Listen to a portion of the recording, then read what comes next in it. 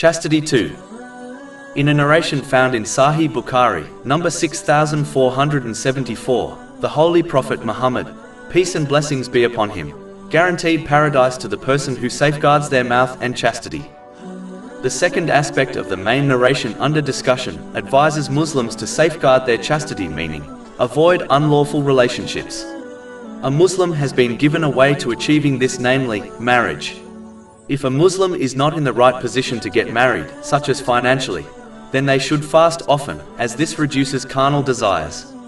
This has been advised in a narration found in Sahih Bukhari, number 1905. Finally, as these two aspects combined lead to paradise, it is therefore the reason why getting married has been labelled completing half of one's faith in a narration found in Al-Mujam al-Awsat, number 992. Over 400 free ebooks, audiobooks, infographics, podcasts and blogs available on our website, www.shakepod.com.